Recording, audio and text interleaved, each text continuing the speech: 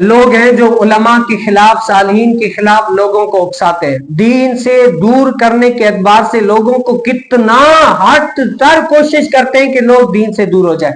اس کا نقصان کیا ہوا؟ لوگوں نے جب علماء کو مشکوک بنانا شروع کر دیا، علماء کے بارے میں الٹی سیدھی باتیں کرنا شروع کر دیا، علماء کو مشکوک بنانا شروع کر دیا، تو اس کا نتیجہ کیا نکلا؟ لوگوں کو اس کا نقصان کیا ملا؟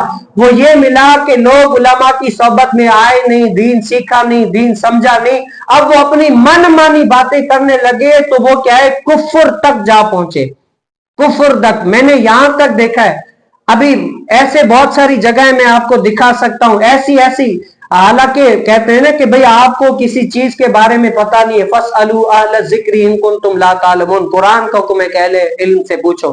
لیکن جب علماء کو آپ نے مشکوک بنایا، دین والوں سے دور کیا، تو نقصان یہ ہوا لوگ علماء والوں سے دور ہو گئے تو حتیٰ کہ ایسی خرافات کرنے لگے جو دین اسلام کے سری خلاف ہے۔ میں آپ کو بتاؤں پارک کا معنی کیا ہوتا ہے؟ پتہ ہے پارک کا معنی اگر موٹی عقل کے مطابق آپ سمجھے، پارک میں ہر چیز ہو سکتی ہے۔ جیسے گاڑی ہوتی ہے نا، گاڑیوں کے بارے میں آپ دیکھ بھائی یہ گاڑیوں کا پارک ہے، مطلب چھوٹی بڑی پرانی نہیں، جیسی گاڑی کھڑی کرنا چاہے کھڑی ہو سکتی ہے۔ پارک کا مطلب یہ ہوتا ہے۔ تو پارک کا مطلب یہ، یہاں پر اچھے برے صحیح خراب سب لوگ آ سکتے ہیں، اور معاذ اللہ جو آج کا حالات حاضر ہے وہ آپ کے سامنے، شراب نوشی، زنا خواری، سب کچھ کیا کیا کچھ نہیں ہو رہا۔ لیکن بات کرنے کا مقصد یہ، جب ہم نے علماء سے دور کیا نا، تو میں نے ایسے پارکوں کے نام دیکھے، وہاں پر قرآن کی آیت لکھی ہے، کیف بأی آلاء ربکما تکذبان۔ پارک کا نام کیا لکھا ہے، اس کا ترجمہ کیا ہے کہ تم کون کون سی اللہ کی نعمتوں کو جھٹلاؤ گے۔ اب آپ بتاؤ اس پارک کے اندر ہو کیا رہا ہے؟ شراب بھی ہو رہا ہے، زنا خاری بھی ہو رہی ہے، سب کچھ ہو رہا ہے، لیکن نام کیا رکھا ہے کہ اللہ کی نعمتوں کو کون کون کو جھٹلاؤ گے۔ اس کا سبب کیا بنا؟ نقصان کہاں سے آیا؟ نقصان یہاں سے آیا جب ہم نے اہل علم کو مشکوک بنایا، لوگ علم والوں سے دور ہو گئے تو ایسی خرافات کرنے لگے، علم والوں سے پوچھا ہی نہیں، ان کو پتہ ہی نہیں ہے کہ ہمارے اوپر لعنتیں برس رہی ہے، اور اللہ کا پاکیزہ کلام ہم نے اس جگہ پر لکھا ہے جہاں پر انڈیاں ناچتی ہے۔ اور آپ نے بہت سارے ایسے، جیسے آج کل آپ دودھ لینے بھی جاتے ہیں نا، بھائی دودھ والی جگہ پر ہے، بہت سارے اوپر بڑے سے سائز میں لکھا ہوتا ہے فَبِأَيِّ آلَاءِ رَبِّكُمَا تُكَذِّبَانِ، کل لکھا ہوتا ہے، یہ پورا قرآن لکھا ہوتا ہے، یاسین شریف لکھی ہوتی ہے۔ اس دکان کے اندر کیا ہو رہتا ہے؟ دودھ کے اندر ملاوٹ ہو رہی ہوتی ہے۔ الغرض ہر وہ کام جو دین جس سے منع کرتا ہے وہ ہو رہا ہوتا ہے۔ قرآن کی آیت کیا لکھی ہے؟ اللہ کی کون کون سی نعمتوں کو جھٹلاؤ گے۔ اب بتاؤ اہل علم سے آپ نے دور کر دیا، قرآن کی مخالفت ہو رہی ہے، ہر وہ چیز جو قرآن کے خلاف ہو رہی ہے، اس غلطی کس کی ہے؟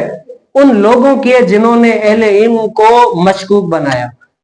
بھائی میں ہوں نا، میں اپنی بات کرتا ہوں، میں ہوں نا، اگر میں انسان ہوں، شیطان میرے ساتھ بھی ہے، نفس بھی ہے، شیطان بھی ہے، سب کچھ ہے۔ ہمارے دور کے اندر لوگوں نے مولویوں کو بڑا معصوم سمجھ لیا، ثم معاذ اللہ۔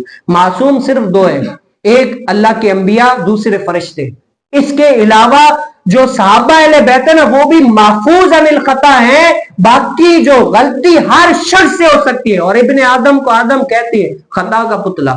اب ہم نے کہا مولوی سے ایک سے غلطی ہوئی نا، مجھے بڑا ہی خوبصورت ایک شعر لگا، جو لوگ زنا خاریہ یا گناہوں والے کاموں میں مصروف ہے، اگرچہ بڑے سے بڑا گناہ کر دیں، ہو بھی جائے نا، ان کو کوئی ہائی لائٹ نہیں کرتا، یہ تو روزانہ کرتے ہیں، کیا فائدہ، ان کو کون ہائی لائٹ کرے گا؟ آج ہائی لائٹ کریں، دوسرے دن پھر کریں گے، پھر لوگوں کو بتائیں گے، پھر کریں گے۔ اسی لیے ہم نے کہنا چھوڑ دیا، اگر کوئی خدا نہ خواستہ مولوی کوئی کر دے تو ہم کہے پوری سوشل میڈیا پہ واویلا مچا دیا، بھائی فلاں مولوی نے کیا، فلاں، بھائی ہم کہتے ہیں اگر سب کچھ بند کر دو، بھائی کیوں؟ بھائی مولوی بھی انسان ہے، سب کچھ ہے، جس نے کیا اس نے غلط کیا، دین کے خلاف کام کیا، جو کہتا ہے اس نے صحیح کیا، صحیح کہنے والا بھی خود غلط ہے۔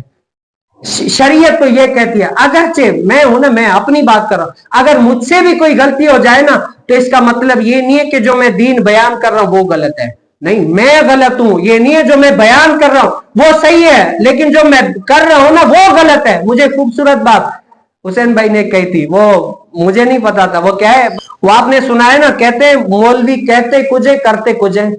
تو مجھے کہا کہ مولوی جو کہہ رہے ہیں نا، میں نے آپ کو کیا کہا بھی، جو کہہ رہے ہیں وہ دین ہے، شریعت ہے، قرآن ہے، حدیث ہے، اللہ اس کے رسول کی بات ہے، اب جو کر رہے ہیں نا میں کر رہا ہوں وہ میرا اپنا فیل ہے.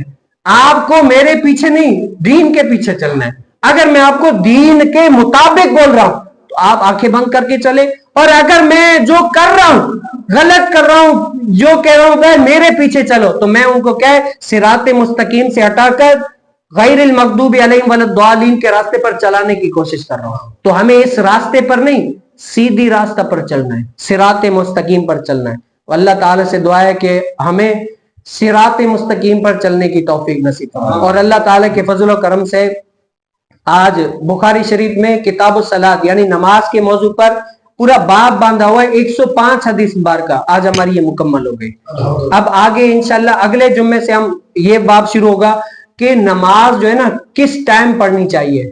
اب میرے اندر بھی خامی ہے نا بھائی, نماز کو تاخیر کرنا چاہیے یا نہیں کرنا چاہیے, کن صورتوں میں تاخیر کر سکتے ہیں, کن صورتوں میں تاخیر نہیں کر سکتے, اور کون سی ایسی مجبوری ہے جس میں تاخیر کر سکتے ہیں, کون سی ایسی مجبوری ہے جس میں تاخیر نہیں کر سکتے. اب انشاءاللہ اس کی بھی تقریباً غالباً 55 حدیث مبارکہ ہے, وہ بھی سننے کی سعادت حاصل کریں گے. تو آپ کوشش کریں جمعے والے دن جلدی آئیں گے تو انشاءاللہ آپ کو علم دین سیکھنے کا موقع ملے گا. اللہ تعالیٰ سے دعا ہے جو کچھ کہا سنا سنایا اپنی پاک بارگاہ میں قبول مقبول فرمائے. وآخر دعوانا الحمدللہ. سنت ادا کریں.